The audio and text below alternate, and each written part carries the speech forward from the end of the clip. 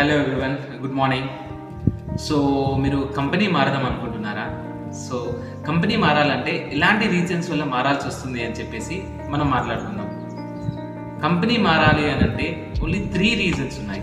So first thing వచ్చేసి మీకు ఎక్కువ వర్క్ ఉంటుంది అండ్ తక్కువ శాలరీ ఇస్తారు. ఈ సిచ్యువేషన్లో జాబ్ మారచ్చు. సెకండ్ థింగ్ వచ్చేసి disrespect and not being value. So మీరు ఎంత పని చేసినా ఏం చేసినా కూడా మీకు రెస్పెక్ట్ అనేది ఉండదు అండ్ మీరు చేసే వర్క్కి ఎలాంటి వాల్యూ లేనప్పుడు కంపెనీ మారచ్చు. థర్డ్ థింగ్ వచ్చేసి గ్రోత్.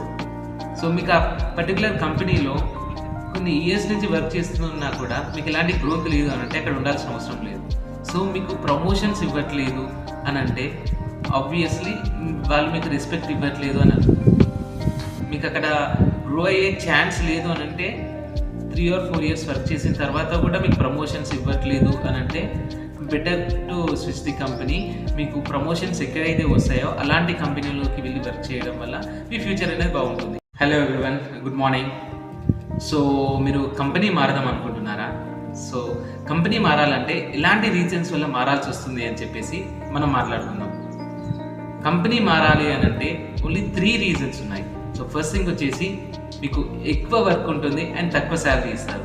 ఈ సిచ్యువేషన్లో జాబ్ మారచ్చు. సెకండ్ థింగ్ వచ్చేసి disrespect and not being value.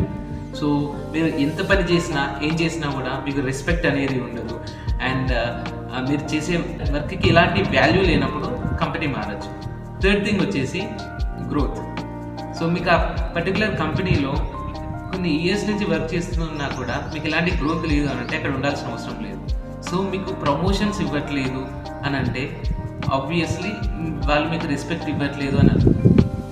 మీకు అక్కడ గ్రో అయ్యే ఛాన్స్ లేదు అని అంటే 3 or 4 years వర్క్ చేసిన తర్వాత కూడా మీకు ప్రమోషన్స్ ఇవ్వట్లేదు అని అంటే better to switch the company. మీకు ప్రమోషన్స్ ఎక్కడైతే వస్తాయో అలాంటి కంపెనీలోకి వెళ్ళి వర్క్ చేయడం వల్ల మీ ఫ్యూచర్ అనేది బాగుంటుంది.